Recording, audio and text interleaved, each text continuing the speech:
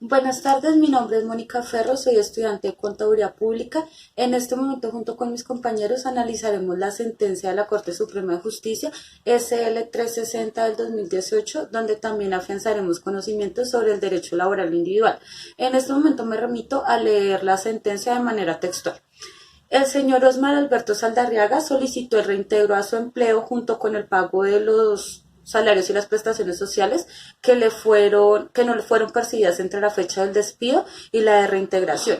En subsidio, él reclama el pago de la indemnización prevista en el artículo 26 de la Ley 361 de 1997 y las costas del proceso. Para contextualizarlos mejor, el señor Osmar trabajó para la empresa Andes Gas Metal en un contrato de manera indefinida.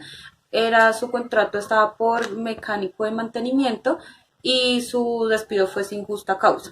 Él nos refiere que tal vez el motivo oculto está en una discapacidad que sufrió al tener un accidente laboral que afectó gravemente su muñeca izquierda y que le comunicaron a su empleador. La aseguradora de riesgos laborales nos da una pérdida de capacidad laboral en el 34.6% y pues la Junta de Invalidez de Antioquia dice que se puede elevar al 39.33%. Por tal efecto, en su despido el empleador no pidió ninguna certificación y eso fue un grave error.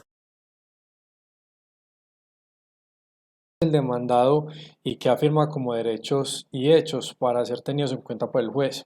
Cas Metals Foundry Ltda. En su defensa manifestó que el despido del demandante obedeció a su comportamiento agresivo y hostil con sus compañeros de trabajo, a quienes amenazó inclusive con la muerte. Además, el actor no es beneficiario de la protección de Ley 361 de 1997, debido a que no se encuentra calificado como discapacitado en la EPS. Además, su enfermedad no es severa o profunda. Judicial de primera y segunda instancia concede o rechaza las peticiones de la demanda. La primera instancia, el Juzgado Primero Laboral del Circuito de Itagüí, en sentencia de 11 de diciembre del 2009, condenó a la compañía accionada al pago de la indemnización de perjuicios por despido en estado de limitación física, la cual fijó una cuantía de 12.549.767 pesos.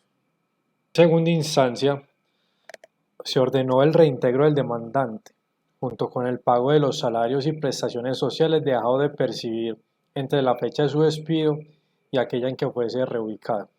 Asimismo, se revocó la condena de indemnización de perjuicios por despido con limitación física y ordenó al trabajador devolver a la empresa el dinero que recibió por tal concepto.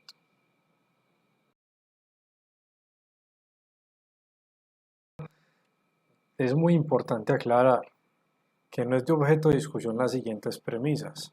Primero, que la fecha del despido del demandante se encontraba en situación de discapacidad. Segundo, que ese hecho era conocido por el empleador. Y tercero, que la terminación del vínculo laboral fue unilateral, sin justa causa, con el reconocimiento y pago de la indemnización correspondiente y se realizó sin autorización de la oficina de trabajo.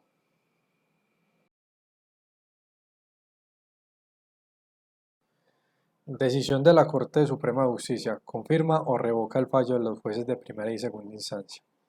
La Corte Suprema de Justicia no casa la sentencia y apoya que si bien el empleador puede terminar con justa causa y sin autorización del inspector de trabajo el contrato laboral de un trabajador con discapacidad, este deberá ser en casos puntuales, como por ejemplo cuando exista engaño, violencia, injuria, grave indisciplina, actos delictuosos, entre otros. Hay unas excepciones las cuales consigna el numeral 15 del artículo 62 del Código Sustantivo del Trabajo. Este dice la enfermedad contagiosa o crónica del trabajador que no tenga carácter profesional, así como cualquier otra enfermedad o lesión que lo incapacite para el trabajo cuya duración no haya sido posible durante los 80 días. Además, en este evento se insistió en que la labor del funcionario del Ministerio de Trabajo adquiere una especial relevancia, pues debe validar que el empleador haya garantizado el derecho a la rehabilitación integral, readaptación, reinserción y reubicación laboral, lo cual no sucedió con el señor Osmar. Buenas tardes, mi nombre es Melissa Soacha y les voy a hablar frente a la sentencia y otras fuentes complementarias.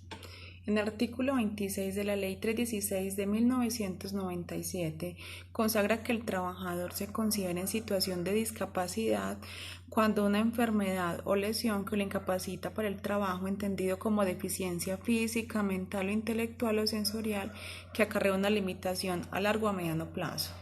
2.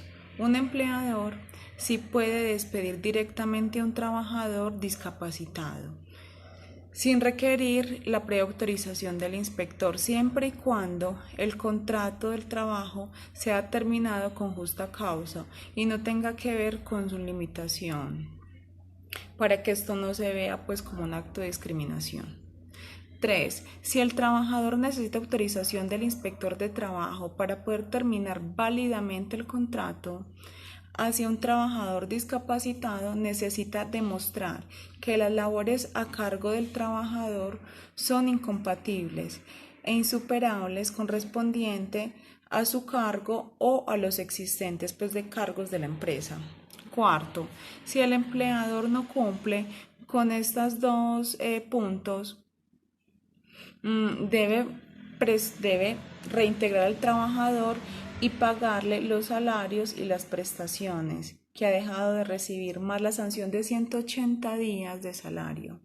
Conclusión: ningún caso de limitación de una persona podría ser un motivo de obstaculización de una vinculación laboral.